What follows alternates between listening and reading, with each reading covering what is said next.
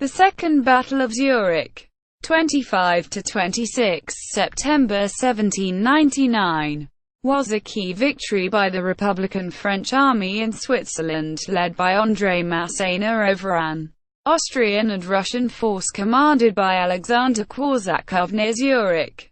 It broke the stalemate that had resulted from the First Battle of Zurich 3 months earlier and led to the withdrawal of Russia from the Second Coalition. Most of the fighting took place on both banks of the river Limmat up to the gates of Zurich, and within the city itself. Background: after the First Battle of Zurich, Masséna had consolidated to a defensive line behind the lower reaches of the Aare River. At this time his entire army in Switzerland consisted of around 77,000 combatants, positioned as First Division, Tharo, in the Upper Valley and the Simplon Pass; Second Division, Le Courbe, in the St. Gothard and the Valley of the Reuss; Third Division, Soult, right wing near Glarus; Centre on the left bank of the Linth; the left near Adlerswil on the Sihl; Fourth Division, Mortier, on the Uetliberg; Fifth Division, Lorge, on the left bank of the Limmat between Altstetten and Baden; Sixth Division, Menard, from Baden to the confluence of the Aare with the Rhine; Seventh Division, Klein, formed the reserve in the Fricktal; Eighth Division, Schabrin, at Basel. Following the overall strategic plan, the Austrian army under the Archduke Charles was to be augmented by the 25,000-man Russian command of Korsakov, newly arrived at Schaffhausen after a 90-day march. Masséna meanwhile was preparing an offensive on his right flank against the Austrian positions in the Alps. On 15 and 16 August General Claude Le Courbe with 12,000 men drove the forces of Strauch and Simpson from the St. Gothard, Furka and Oberalp passes in a series of violent assaults. As a distraction, on 14 August French forces under Soult made demonstrations across the Sihl below Zurich. On the night of 17th Archduke Charles, supported by Korsakov's troops, launched a surprise attack over the river Aare at Großdottingen using boats and pontoon bridges. But his engineers must judge the strength of the current and depth of the river. The pontoon bridge was unable to be secured and eventually, after serious fighting, the attack was called off. Archduke Charles and Korsakov planned no further joint action, however, as following the strategic plans of the Austrian Half-Kriegsrat under Baron Thugut, Charles had been ordered to move his main command north into southern Germany. Reluctantly following these instructions, he left behind a column of 29,000 men under Friedrich von Hotze, and Korsakov's command with the Swiss in the Austrian service. The plan for these two commands was to wait for the arrival of the Russian column of Suvorov, penetrating north from Italy over the Alpine passes, and trap Masséna in a three-point encirclement. Initial situation: on the 22nd of August, Korsakov and Hotze agreed that the Russians with 22,000 men would line the lower reaches of the river Limmat, Aare, and Hotze with 20,000 men would occupy the Obersee region below Lake Zurich from the Linth to Glarus. On the 28th of August, the bulk of the troops of Archduke Charles departed Switzerland. Korsakov himself arrived in Zurich the following day, quickly displaying a vain overconfidence in the capabilities of his troops and disregard both for the French and his allies the Austrians. The presumption and arrogance of Korsakov were carried to such a pitch that in a conference with the Archduke Charles, shortly before the Battle of Zurich, when that great general was pointing out the positions which should in a special manner be guarded, and said, pointing to the map, "Here you should place a battalion." "A company, you mean?" said Korsakov. "No," replied the Archduke, "a battalion." "I understand you," rejoined the other. "An Austrian battalion, or a Russian company." At the end of August the Allied army stood as follows: Korsakov with 33,000 men around Zurich and the lower Limmat, distributed as Division Lieutenant General Gorchakov. Korsakov's main body in the camp of Silfeld, between the Uetliberg and Limmat. Brigades of General Major Tuchkov, 6,314 men, and General Major Essen, 2,237 men, at Wallishofen. Total with gunners 10,330 men. Division of Lieutenant General Durasov. Brigade of General Major Markov in a camp before Weiningen opposite Dyatikhin. 2,000 grenadiers and 300 Cossacks. Brigade of General Major Pushchin in a camp at Wernleusen in front of the village of Wettingen. 2,500 infantry. 1,000 Cossacks. 8 battalions. 10 squadrons. Along the right banks of the Limmat from Baden to the Rhine. 1,000 men. Total with gunners 7,052 men. The cavalry and Cossacks, 3,000 men, under Major General Gudovich, were distributed on the Rhine along the line of the road from Zurich to Baden. Reserve Division Lieutenant General Sacken, 5,700 men initially in a camp at Regensdorf, then along the north bank of Lake Zurich connecting to Hotsee, Nauendorf, with 5,400 Austrians. On the right bank of the Rhine between Waldstadt and Basel, Hotsee with 25,000 Austrians, including 3,000 Swiss, between Utznigtacha and Decentus. Suvorov with 28,000 Russians on the march from Italy through the Alps. Shortly before the battle, Korsakov detached Sacken's 5,000-man reserve division to Rapperswil to reinforce Hotsee in anticipation of Suvorov's approach, consequently weakening his defensive line along the Limmat before Zurich and exposing his line of communications. The departure of Archduke Charles gave the French a momentary superiority in numbers. Masséna was determined to exploit this and the redistribution of Austrians and Russians. His aim was to beat Korsakov in Hotsee before any intervention by Suvorov.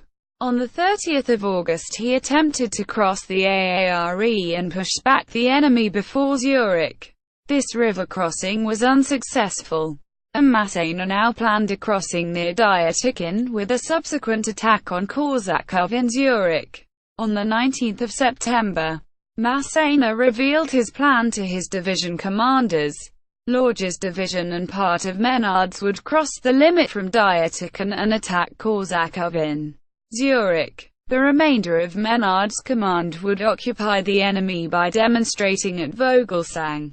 At the same time, Mortier's division was to hold the attention of Korsakov's main body in front of Zurich by attacking Wallishofen. Klein was to cover the Alstetten road, while the division of Soult was to cross the Linth at Bilten and prevent Hotsee from assisting the Russians. All the boats available for transportation were assembled at Brugg, while a pontoon bridge was constructed at Rottenschwil to mislead the enemy as to the point of crossing. Since June, French boats had been gathered from different waters and transported over land and water. By September, 37 boats of different types were gathered in secret near Dyatikhin. Under cover of the night of 23–24 September, Artillery General Deden dismantled the pontoon bridge at Rottenschwil and transported it by convoy across the mountain to Dyatikhin. On 24 September, news came that Suvorov's troops had finally conquered the Gotthard Pass. This delayed success for the Russians made the joint attack of Korsakov, Hotsee and Suvorov impossible, but it persuaded Masséna to bring forward his attack from 26 to 25 September, the crossing of the Limmat.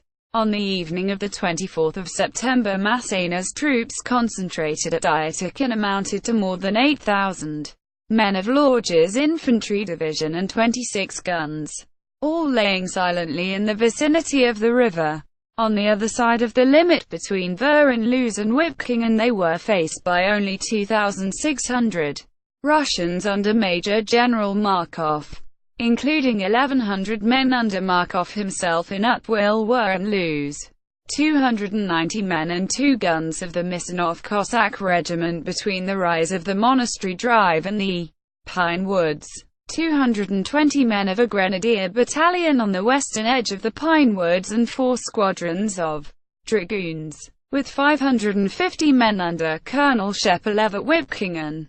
On the 25th of September at 04:45, as boats were rapidly launched to cross the Limmat, the alarm was raised, and initial shots fired by a battalion of Garzen's advance guard brigade signaled the beginning of the attack. With prompt efficiency, approximately 600 men in 37 boats crossed the Limmat and formed a bridgehead on the opposite bank. The crossing of the boats alerted the weak Russian outposts on the opposite bank. But despite several rounds of musketry and artillery, not a single boat was sunk, or a man drowned. At this point the Limmat sweeps back in a wide arc to the south, allowing Masséna's artillery to fire from both sides of the river bend on the landing and deeper. Beyond the bridgehead, 25 shots hit various buildings of the monastery. As more French crossed, firing from the left bank ceased in fear of hitting their own men, and all effort was placed into traversing the river. At 05:00, Deden directed the erection of the pontoon bridge. The French bridgehead was exposed to Russian artillery fire from the heights of Klosterfar and the Pine Woods. This plateau, defended by 7 guns and Markov's reserves, was forthwith attacked, and after hard fighting by 06:00, the Russians were driven back, Markov wounded and taken prisoner. Barely an hour after the first shots, the French had crossed 800 men and were in possession of the Pinewood and the Russian camp. Behind them the pontoon bridge was rapidly assembled and completed at 07:30. By 09:00, the entire division of Lorch was on the right side of the Limmat with 8,000 men and a total of 26 guns. Masséna aimed to prevent the Russian right wing under Jurasov joining the left at Zurich, and now quickly sent Bontemps with his brigade to gain the slopes of the mountains of the Glatt, and cut the communications between Regensburg and Zurich. Bontemps's left was covered by 2 battalions of Quetard's brigade on the Were and Lose road. All the other troops, some 15,000 men including the advance guard under Garzen, followed Chief of Staff Nicolas Oudinot in the direction of Honk. Mortier's attack. Meanwhile, at 05:00, Mortier's division had launched its feint attacks against Korsakov's main command. His left under Brunet advanced to the small plateau at Wiedikon, where they were soon pinned down by superior forces. His right under Drouet drove the Russians from Wollishofen, but were soon counter-attacked by Gorchakov's 6 battalions, assisted by William's flotilla of gunboats, and pushed back towards the Uitli. Gorchakov, however, not satisfied with merely repulsing the enemy attack, pursued the French to the Uitliberg and succeeded in capturing some batteries. This gain was, however, to contribute to the day's disaster, as the French success on the right bank, together with Klein's advance from Alstetten onto the Silfeld plain, enfiladed the right of the Russian corps, obliging Korsakov to withdraw it at 13:00. The Russians fought with their accustomed bravery, but they were not well directed, and it was pathetic to see them charging up the slopes of the Albis expecting to see Suvorov at the top and calling on his name. Closely pursued as they retreated, Gorchakov's men suffered considerable loss. Menard's feint, the river crossing over the Limmat, was successful as the Russians were too weak in their front section, and because they had been distracted away from Dyatikhin with feints by Mortier's division at Wollishofen and Menard's division at Vogelsang. Menard had succeeded in completely outwitting the Russians with his attack and also demonstrations against Brugg. From daybreak he had opened a baggage of artillery fire with all his guns in the vicinity of Baden, and at the confluence of the Aare and Limmat against Jurasov's forces. spread his remaining brigade out in full view of the enemy, and put into motion the remaining boats on the river. Durasov was completely duped by this, and stationed his troops nearly the entire day between Frey and Willenwernlingen. By the time he realized his mistake and marched to rejoin troops on the heights of Oetlichen, he found the passage barred by Bontem's brigade, and had to make a substantial detour to Zurich, where he arrived late at night. At Vogelsang, Menard succeeded in throwing a small detachment over the Limmat on boats transported overland from the Aare while under fire. This enabled him to re-establish a flying bridge, with which he crossed part of his command the next morning. Battle closes on Zurich. In Zurich, Korsakov had felt himself perfectly secure, to the extent that he hadn't made a single inspection of the line, nor had he removed his baggage or hospitals to a safe distance. Everything was left jumbled up in Zurich itself. Roused by the cannonade, he rode out to Honk with a small detachment of troops and learned of Markov's defeat. Nevertheless, he was convinced that the crossing of the Limmat was merely a demonstration, and that the main threat came from Mortier's attack on Wollishofen. By 10:00 the French were advancing on both banks of the Limmat, supported by a heavy artillery barrage. Oudinot seized Honk and the Wickingen heights from the weak detachment left by Korsakov, then joined by part of the reserve. But shortly before 15:00 he began attacking the Zurichberg, held by several Russian battalions. Garzon marched to Schwermendingen to cut the road to Winterthur. By this time Korsakov had finally become aware of his dangerous situation and withdrew troops from the right bank through Zurich to face the advancing Oudinot. However, they could only do this by filing through the narrow streets of the town, jammed with wounded and baggage. A barrage of howitzer shells from the French further increased the confusion and impeded the Russians even more. By the time they had cleared Zurich, it was too late. The French had gained the mountain on that side of town and on the plains took possession of the Beckenhof country house. The Russians attacked bravely, but could make no impression on the troops of Lorges, supported by the Helvetin Legion. In the meantime, 4 Russian battalions sent back to Zurich by Hotze arrived. Korsakov put himself at their head and with the help of Bachmann's Swiss Legion drove back the French to the foot of the heights of Wittingen. Garzon, however, held on at Schwermendingen. The Russian counterattacks against the Zurichberg, though incredibly brave, were inadequate in number and, instead of gaining the heights, the troops kept fighting before the gate, and charging the enemy with the bayonet among the vines and hedges, in a ground which did not admit of such an operation. As night drew on, Korsakov shut himself up in Zurich, having conceded the plains to the French. Masséna summoned the town but received no answer. Soult's attack against Hotze. While all this was going on around Zurich, at the eastern end of Lake Zurich, the Austrian Corps of Hotze faced the French division of Soult in the channels and marshes around the lower Linth and the Wallensee. For days beforehand, Soult had dressed himself in an ordinary infantryman's uniform and performed outpost duty to observe the Austrian positions. At 02:30 am on the 25th, a small group of soldiers, stripped to their underclothes, with pistols and ammunition tied above their heads and swords in their teeth, swam and waded across the channel near Scanis, from where they were able to pull up rafts with ropes, and under the darkness and a thick mist which lingered all day, a whole battalion was ferried across before the alarm was raised. Similar crossings were made at Schloss Grünau and Skammerikon. At 4:00 Hotze was woken by the noise of artillery fire and rode out to find his troops fighting bravely at Scanis. He then rode with his chief of staff towards Wessan to reconnoiter, but in the fog they ran in with French troops concealed in a wood. As the 2 Austrians turned to flee, they opened fire and both men were shot dead.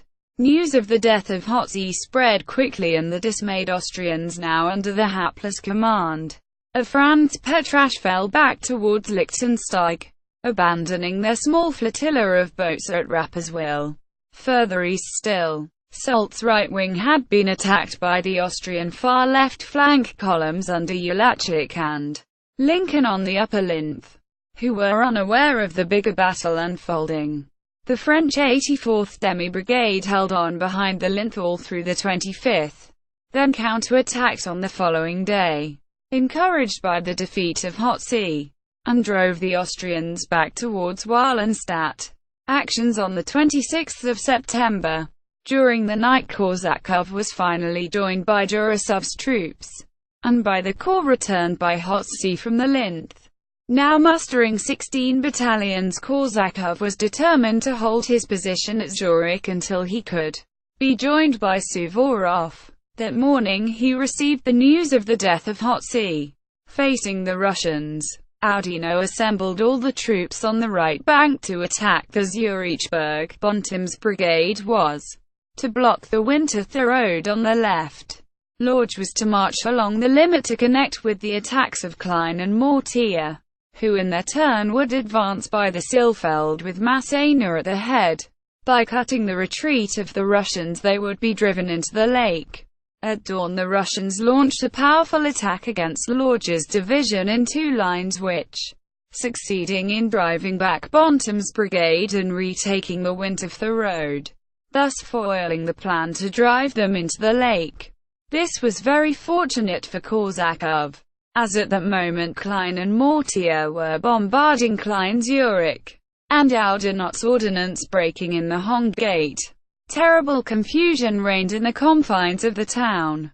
Korsakov proposed a parley, but no one paid any attention. Instead, the Russians began a general retreat, leaving only a weak rearguard in the town, though he made no effort to prevent the withdrawal. Masséna advanced Eden's light artillery to successive positions to fire on the left flank of the retreating column, which spread complete disorder through their ranks. Masséna then ordered Lorge, Bontem's and Gazin to charge the center of the Russians, who defended themselves with desperation. Generals Sakin and Lykozyuchin were severely wounded. The troops fought in isolated pockets without cohesion of any sort. At the same time, Oudinot broke through the Limmat gate, still defended by the Russian rearguard, while Klein stormed through Klein Zurich with the reserve. There was no pursuit and the Russians were able to retreat without further interference. However, Korsakov determined to continue withdrawing with undiminished speed as far as the Rhine and beyond. Wickham claims that the greater part of the Russian command were able to reach Eglisau unmolested by the French. Nevertheless, by the time Korsakov finally reached the Rhine with 10,000 remnants via Bulak and Eglisau, he had lost 8,000 men, including 5,200 prisoners, mostly wounded, 100 guns. His military chest and records. Assessment. The defeat of Korsakov came about through a combination of careful planning by the French and poor leadership on the part of the Russians. On his arrival at the front, Korsakov had made no personal reconnaissances, but gave himself over to comfortable existence in Zurich and relied entirely on a misplaced faith in the superiority of his troops to all others. Masséna described him as more of a courtier than a soldier. Equally, the very rigid linear style of fighting the Russians had developed in their wars against the Ottoman Empire stood against them in this terrain against the more fluid French, accustomed as they were to seize victory by aggressive bayonet advances to their front. It never occurred to them that they might be outflanked. Korsakov and Petrasch have also been strongly criticized for their rapid withdrawal over the Rhine, despite very little pursuit by the French and in full knowledge that Suvorov was struggling to join them from the south. The Republican victory was undoubtedly Masséna's greatest triumph. However, he too has been criticized for failing to fully exploit his success. Roquencourt Jomini and the Archduke Charles questioned why Masséna on the evening of the 25th, when it became clear the Russians were concentrating against Oudinot, didn't move up all of Klein's reserve and the remains of Menard's division to support the left wing and hence surround the Russians. Nevertheless, the action remains a brilliant feat of arms for the French. Aftermath. Masséna, aware of Suvorov's advance toward St. Gothard, quickly shifted his troops southward. Lecurb's division had already performed heroics in delaying the Russians at the St. Gothard Pass, and later at the spectacular crossing over the Rus at the Devil's Bridge. When Suvorov finally forced the Rus, he was met by units of Soult's division blocking the route at Altdorf. Unable to break through the French lines and aware of Korsakov's disastrous defeat, the Russian general turned east through the high and difficult Pragal Pass to Glarus, where he was dismayed to find other French troops awaiting him on the 4th of October. In waist-deep snow, his troops attempted 6 times to break through the French lines along the Linth, but each attack was beaten back. Suvorov had no alternative but to make his escape across the treacherous Paniksa Pass, which is a difficult mountain trail to this day, abandoning his baggage and artillery, and losing as many as 5,000 men. After the French victory, Russia pulled out of the Second Coalition. The French extended their control of the territory of the Confederation, and created favorable conditions for the attack on Austria. Under accusations of looting, Masséna requisitioned enormous quantities of food, livestock and feed as well as soldiers and money. Wanton misery dominated in the war-affected areas. The Second Coalition War had greatly weakened the Helvetic Republic. The consequent loss of popular support led ultimately to the 1803 Act of Mediation. On the Zurichberg Upper Short Forest Trail and a monument to Masséna and the French. On the monument in the forest, both battles of Zurich are briefly described. There is another commemorative memorial at Langnau im Albis south of Zurich to the defense of the Albis Pass. In Paris, the village names of Dietikon and Muttertal are chiseled on the Arc de Triomphe. In Scholenenstadt, near the Devil's Bridge, is a monument to the Alpine crossing of the Russians under Suvorov. Notes. References. Allison. Sir Archibald. 1835. History of Europe from the commencement of the French Revolution in 1789 to the restoration of the Bourbons in 1815. IV. Second ed. W. Blackwood and Sons. p. 132. Duffy, Christopher. 1999. Eagles over the Alps. Suvorov in Italy and Switzerland. 1799. Emperor's Press. Phipps. Ramsey Weston. 1926. The Armies of the First French Republic and the Rise of the Marshals of Napoleon I. V. Shadwell. Marge. Jen. Lawrence. 1875. Mountain Warfare. Illustrated by the Campaign of 1799 in Switzerland. London. Further reading. Gardner. T. al. 1812. The History of the Campaigns in the years 1796, 1797, 1798 and 1799. In Germany, Italy, Switzerland, and c. Illustrated with 16 maps and plans of the countries and fortresses. In IV volumes. 3. Second ed. London. pp. 275 to 281. Marshall Cornwall. James. 1965. Marshall Masséna. First ed. London. Oxford University Press.